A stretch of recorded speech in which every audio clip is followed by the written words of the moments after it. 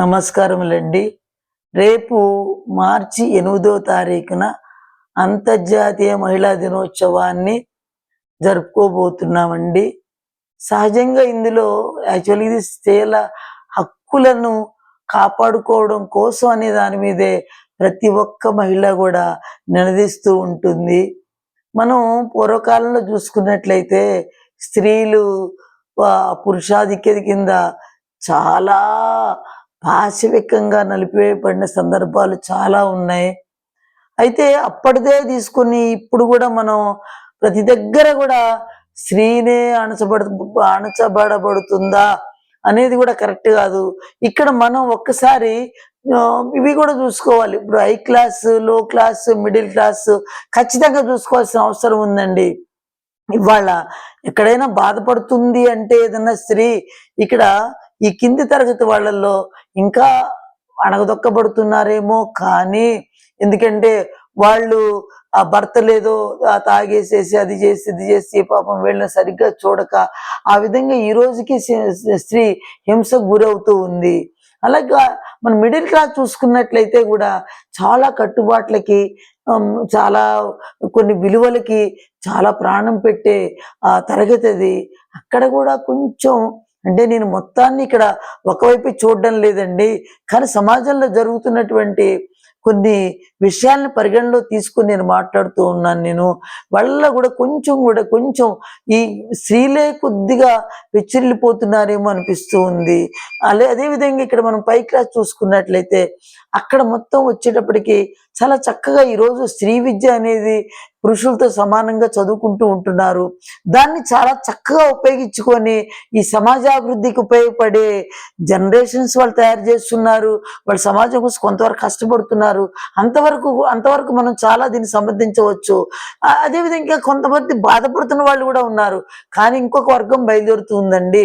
అక్కడ పురుషుల్ని చాలా నిర్దాక్షిణ్యంగా ఈరోజు ఇబ్బంది పెడుతున్నటువంటి స్త్రీ వర్గం కూడా తయారవుతూ ఉంది.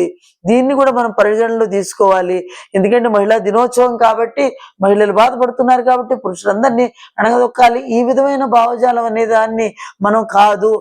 ఇంకా ఈరోజు కూడా అత్యధికంగా స్త్రీలు బాధపడుతున్న సందర్భాలు ఉన్నాయి. ఆ విధంగా వాళ్ళల్లో ఒక విధమైన చైతన్యాన్ని రగిలించడం కోసం మనం చూసుకోవాలి.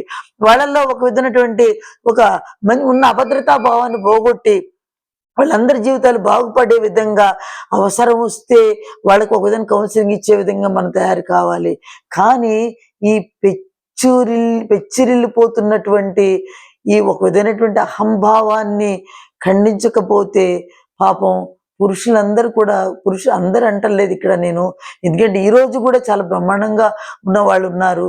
కొంతమంది పురుషులు చాలా ఇబ్బందులు పాలవుతున్నటువంటి సందర్భాలు ఈరోజు మనం చాలా చోట్ల సమాజంలో కనిపిస్తూ ఉన్నాయి. ఎందుకంటే ఎందుకురా ఆడదానిలాగా ఏడుస్తున్నావు అంటారు. పురుషులు ఏడ్చే సందర్భం కూడా లేదండి.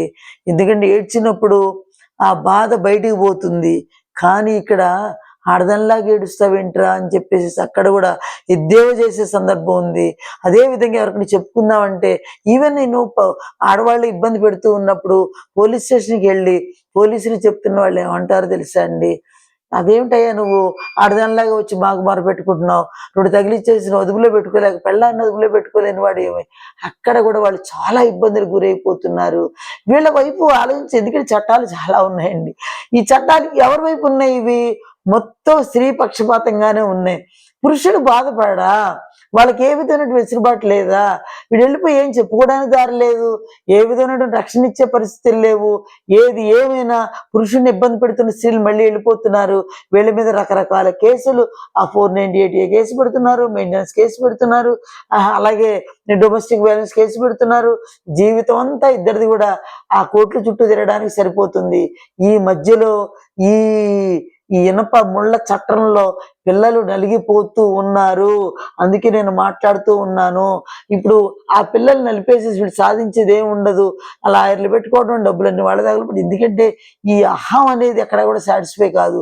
అందు గురించి ఇవి కాదండి కావాల్సింది. ఎందుకంటే జెండర్ ఈక్వాలిటీ అనేది తప్పనిసరిగా కావాలి. దానికోసం ఎప్పుడు కూడా మనం ఆలోచించాలి. పురుషులు స్త్రీలు సమానమేనండి, ఎక్కడ వేరే కాదు. వీళ్ళు చేసే పనులు వీళ్ళు చేసుకుంటారు, వీళ్ళు చేసే పనులు వీళ్ళు చేసుకుంటారు.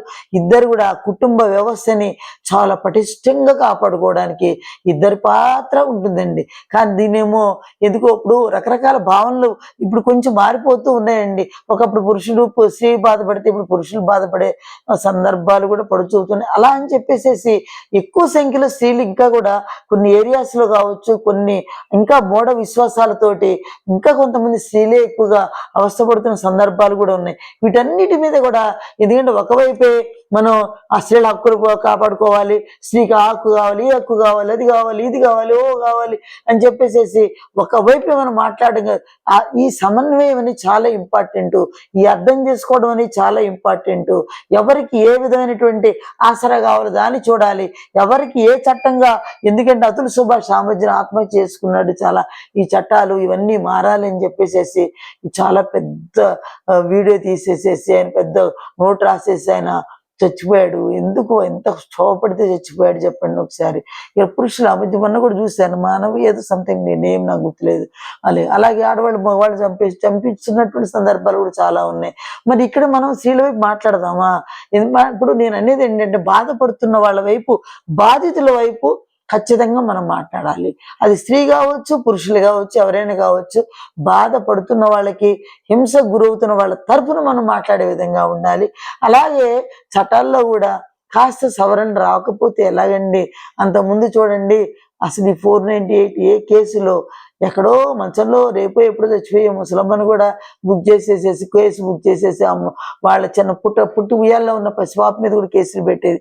ఇవన్నీ వాళ్ళు ఏం చేస్తున్నారు? ఎక్కడో అమెరికాలో ఉన్న వాళ్ళ మీద కేసులు పెట్టేసేసి ఇప్పుడు భర్త ఏదో వాళ్ళిద్దరికి వచ్చిన గొడవలకి కుటుంబాలు మొత్తం బలైపోయిన సందర్భాలు చాలా చూసాం మనం.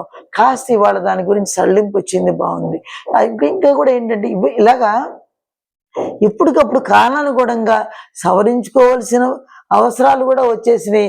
ఏకపక్షంగా లేదండి, అలాగేనండి ఆ ఆడవాళ్ళకి వైపే ఉండాలండి, వాళ్ళు అన్యాయమైపోతున్నారండి అనేది కాదు. అన్యాయమైపోతున్నారు కాదని చెప్పలేదండి. అయితే ఇక్కడ కూడా నేను అనేది ఏంటంటే పురుషుణ్ణి ఇబ్బంది పెడుతున్న స్త్రీలు ఉన్నప్పటికీ కూడా టోటల్ తర్వాత చాలా ఇబ్బంది పడేది మళ్ళీ స్త్రీనే బాధపడుతుంది. కాబట్టి ఏంటంటే ఇవన్నీ కూడా మనం కొంచెం అవగాహన పెంచుకొని ఒక మంచి భావనతోటి, మంచి దాన్ని ఏమంటామంటే ఒక ఆలోచన దృక్పథంతో ఎవరి బాధ్యతలను వాళ్ళు సక్రమంగా నిర్వహించుకున్నట్లయితే కాస్త ఎవరికి దాని ఉన్నటువంటి వాళ్ళకి హాని కావచ్చు, ఏదైనా కావచ్చు, అలా కాకుండా వాళ్ళు కాస్త ఓపిక అనేది ఉన్నట్లయితే. అయితే ఒకటండి, ఇప్పుడు చట్టసభల్లో వాటిలో ఏదన్నా కావాలంటే రిజర్వేషన్ వాటి కోసం పోరాడాలి, ఎవరు కాదని చెప్పరు. అలాగే స్త్రీలకు ఏదన్నా ఎక్కడన్నా వాళ్ళు ఎడ్యుకేషన్ కావచ్చు, ఇంకెక్కడన్నా కూడా అన్యాయం జరుగుతున్నప్పుడు వాటి కోసం పోరాడాలి. అది కూడా వద్దని ఎవరు చెప్పరు. ఎందుకంటే ఆ జెండర్ ఈక్వాలిటీ అనే దాని మీద ఖచ్చితంగా అందరూ కూడా ట్రై చేయాలి. అదే విధంగా స్త్రీలు పురుషులను అర్థం చేసుకోవాలి, పురుషులు స్త్రీలను అర్థం చేసుకోవాలి. వీళ్ళిద్దరు చక్కటి ఆ అర్థం చేసుకుంటున్న పరంపరలో ఓ చక్కటి జగతి అనేది ఉంటుందని చెప్పేసి నేను అందరికి కూడా మనం చేస్తున్నాను.